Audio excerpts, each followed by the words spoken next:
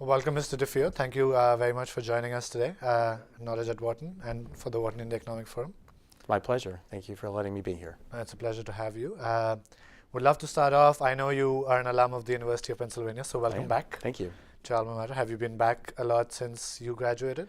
I wouldn't say a lot, not as much as I would like to, but it's going to be 30 years since I graduated, which I try not to tell too many people because... Well, now it's on camera. And now it's on camera, I know. So now I'm unfortunately dating myself, which is not a good thing. But it was certainly a cherished memory of mine to be at Penn. I enjoyed being there for the 4 years, and it's hard to imagine that 30 years have gone by. But I'm proud to be able to come back and contribute in some respect to this very important event. Yeah, no, it's a pleasure having alumni come back, obviously. Thank you. To the campus. Would love to start off talking about Crowell Moring and why your firm decided to enter India or do work in India. No, I'd be delighted to. Crowell is a US-based firm of about 550 lawyers now. We have offices throughout the US, but also throughout the Middle East and in Europe. And about my background, I'm actually by background a capital markets and M&A lawyer with a particular focus on cross-border transactional work. And I manage our Middle East and India practices. I think the reason that we would focus on India is very simple, and that is that our clients are focused on India. When we have meetings with some of our marquee clients, which are among the Fortune 50 and 100 companies in the United States and their counterparts in Europe, they would all list India as being one of their top 2 or 3 most important markets. I'm a big believer in going where our clients go, and when our clients want to focus on India, that means we have to focus on India as well. That, in addition to the fact that India is just intrinsically an incredibly important and growing part of the world economy, would make it critical that we as a major law firm with international reach would want to be present to the extent we can be for our clients in India.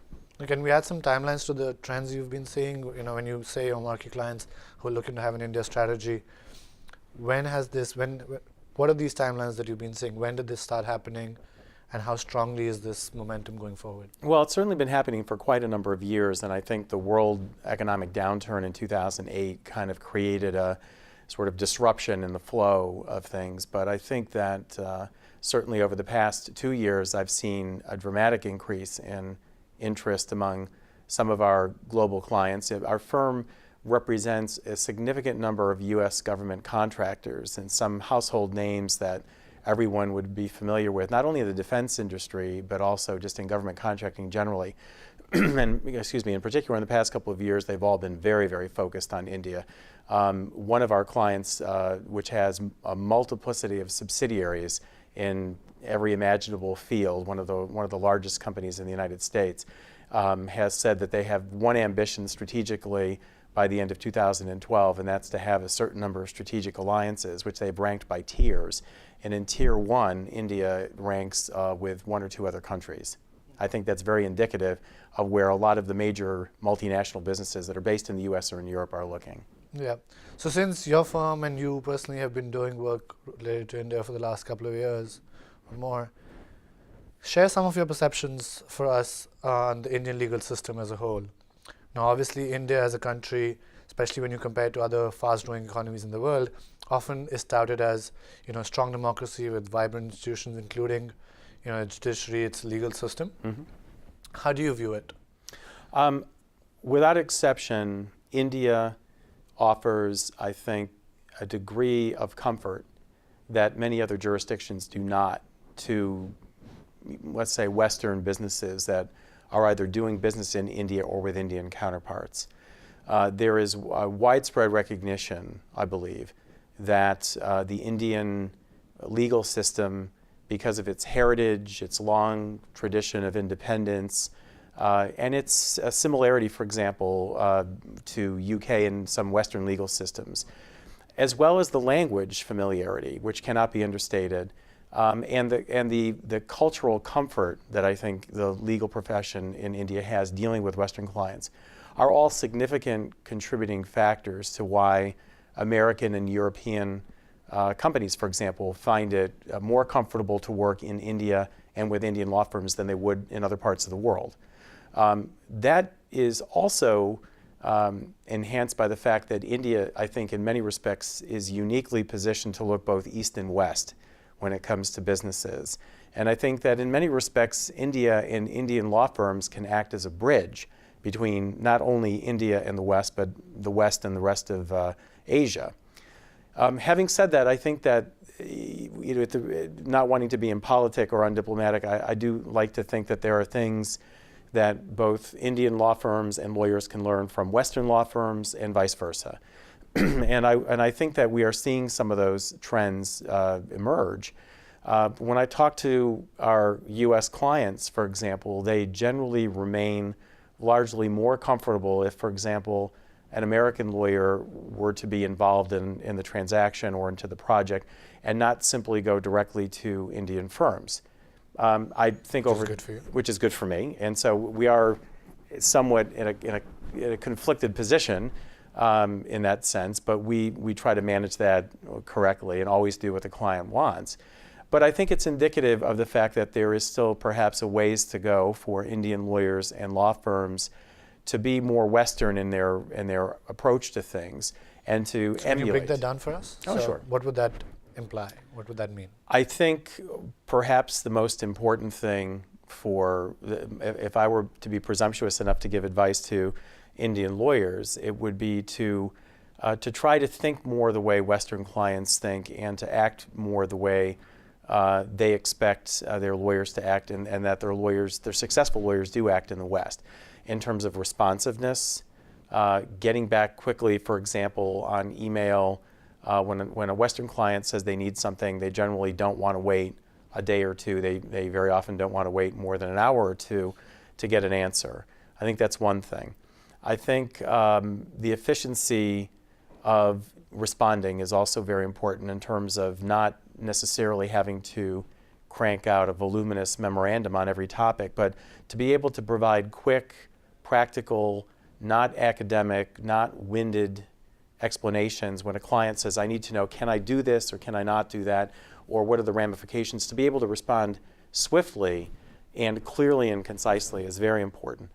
And I think also part of it is mindset. I have met, and there are undoubtedly many other Indian lawyers who are very much business focused, have the kind of business acumen, not simply legal acumen, but business acumen to stand in the shoes of their clients that many successful Western lawyers have.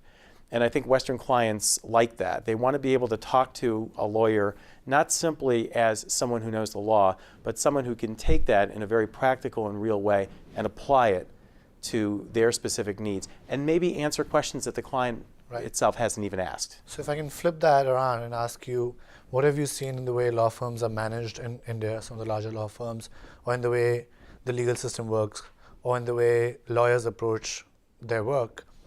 Are there any lessons that you've seen that you can draw for the US lawyers or other lawyers around the world? Well, I do think that American lawyers and Western lawyers in particular need to understand that just because something works for an American client or for an American client doing business in the United States or in Europe doesn't necessarily mean that that's the way it's going to work in India. We need to be aware of the fact that India has its own traditions and its own ways of doing business and its own ways of dealing with legal issues.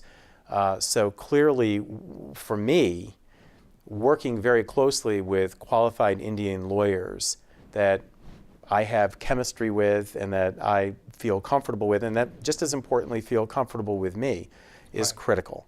Yeah. We are not going in to India in some backdoor way that we know, frankly, other Western law firms have done.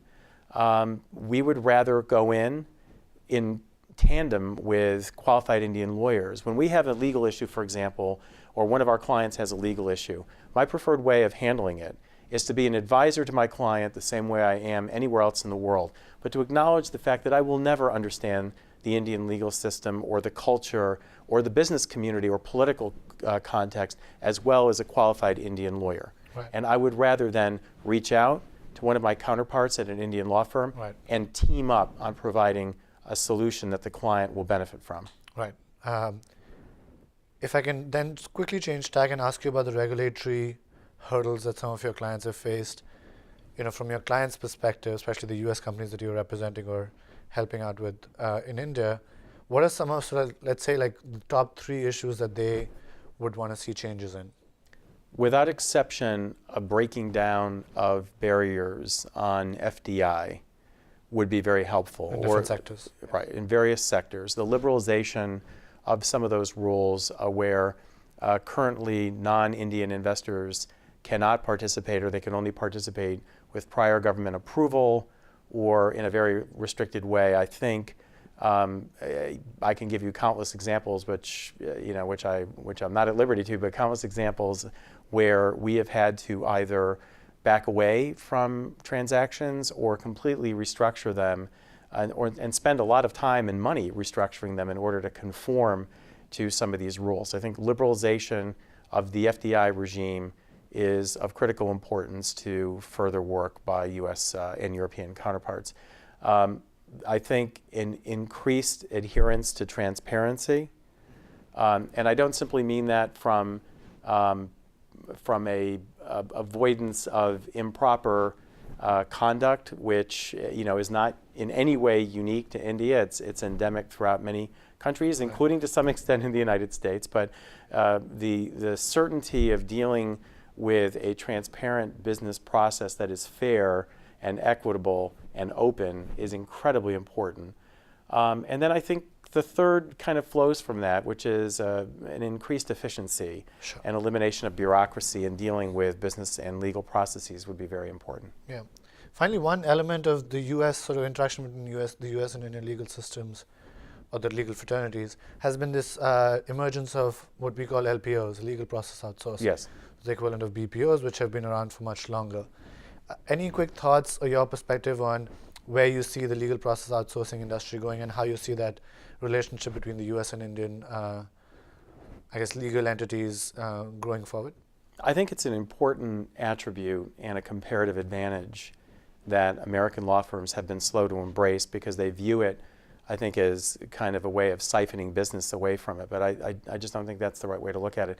We've actually embraced this outside of India to some extent by opening up our offices in the Middle East, where the cost structure, for example, is considerably lower. Right.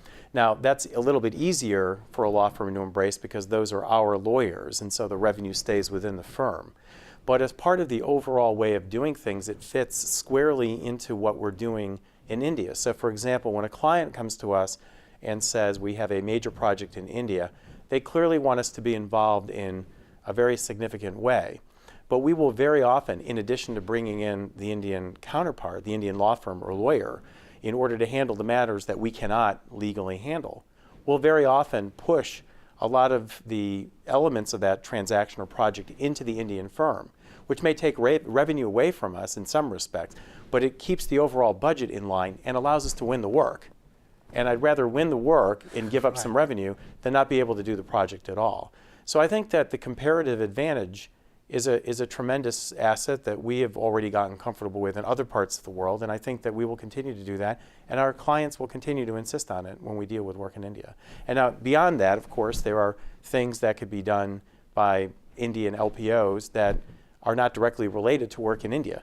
And so by virtue of the high quality and training of the lawyers there, that you're going to see an increasing amount of that work being outsourced. And I think that we would be comfortable with that. I think we have a ways to go to embrace it ourselves and to understand it. I don't mean to suggest that Crowell is ahead of the curve. I would say quite the opposite. But I think that we have more flexibility maybe and more willingness to do that than some law firms might. Sure. Well, it's been a pleasure having you, Mr. DeFeo, with us. Thank you again for sharing the time, and we hope you enjoy the rest of the forum. Thank you very much. It's been a great pleasure. Thank you so much.